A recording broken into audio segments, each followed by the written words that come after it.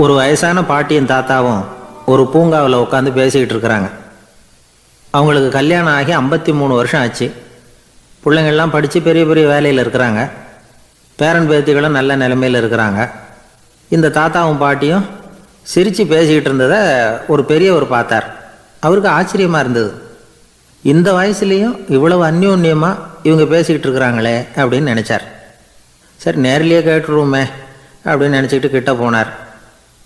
உங்கள் மன வாழ்க்கையின் வெற்றிக்கான ரகசியம் என்ன அப்படின்னு கேட்டார்.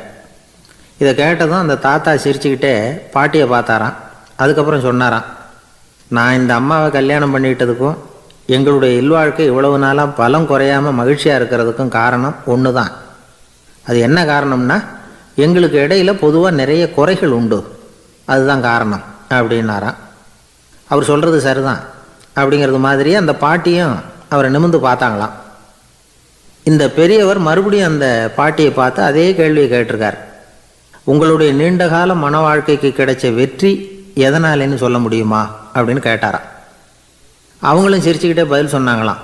என்ன பதில் தெரியுமா? சில பேரை நாம் குறிப்பிட்ட பண்புகளுக்காக நேசிக்கிறோம், வேற சிலரை நாம் அந்த பண்புகள் இல்லாத குறைகளுக்காகவே விரும்பி பழகிறோம் இல்லையா அப்படின்னு கேட்டுவிட்டு தலையை குனிஞ்சிக்கிட்டாங்களாம் அந்த பாட்டியம்மா. அவங்க அப்படி சொன்னதை கேட்டதும் இவருக்கு புதுசாக ஞானம் பிறந்தது மாதிரி இருந்துதான். இதுதான் மனம் நிறைந்த மன வாழ்க்கை அப்படிங்கிறார் சுவாமி சென்மயானந்தர். பண்புகளை எப்படி நேசிக்க முடியுதோ அதே மாதிரி பண்புகள் இல்லாத குறைகளையும் நேசிக்க முடியும். மனசு தான் காரணம். ஒரு மேல்நாட்டு தம்பதி, அவங்களும் தாத்தா பாட்டி தான். அவங்க 2 பேரும் ஒரு பூங்காவில் உட்காந்து சிரித்து பேசிக்கிட்டு இருக்கிறாங்க. அதை ஒருத்தர் பார்த்தார். அவருக்கு ஆச்சரியம், இவ்வளவு காலம் ஆகி இந்த வயசுலேயும் இப்படி அன்பாக பேசிக்கிட்டு இருக்கிறாங்களே அப்படிங்கிற ஆச்சரியம். கிட்ட நெருங்கி போனார். கேட்டார், ஏன் தாத்தா உங்களுக்கு கல்யாணம் ஆகி எவ்வளோ வருஷம் ஆச்சுன்னார். 55 வருஷம் ஆச்சுன்னாராம் அவர். இன்னமும் இவ்வளவு சந்தோஷமாக இருக்கிறீங்களே, அதுக்கு என்ன காரணம்னு கேட்டிருக்கார். அதுக்கு என்ன காரணம்னா, இது வரைக்கும் எங்களுக்குள்ள சண்டையே வந்ததில்லை அப்படின்னாராம். அது எப்படி முடியும்னு கேட்டிருக்கார் இவர் ஆச்சரியமா.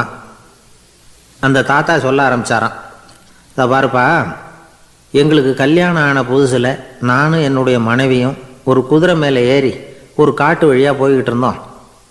கொஞ்சம் தூரம் போனதும் அந்த குதிரை எடக்கு பண்ணிச்சு.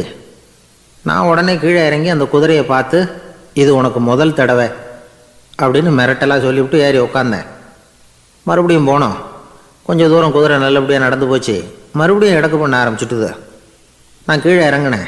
கையில் இருந்த சாட்டையால் ஓங்கி ஒரு அடி கொடுத்தேன். இது உனக்கு 2வது தடவை அப்படின்னு சொல்லிவிட்டு ஏறி உக்காந்தேன். மறுபடியும் குதிரை கொஞ்சம் தூரம் நல்ல விதமாக நடந்து போச்சு. அப்புறமும் எடக்கு பண்ண ஆரம்பிச்சுட்டுது. அந்த சமயத்தில் ஒரு ஆற்று பாலத்தை கடந்து போய்கிட்டு இருக்கிறோம். நான் கீழே இறங்கினேன். என்னுடைய மனைவியையும் கீழே இறங்க சொன்னேன். அந்த குதிரையை பிடிச்சி அப்படியே ஆற்றுல தள்ளி விட்டுட்டேன். தள்ளி விட்டுட்டு, இது உனக்கு கடைசி தடவை அப்படின்னு சொன்னேன். அதை பார்த்ததும் என் மனைவி பதறி போயிட்டாங்க.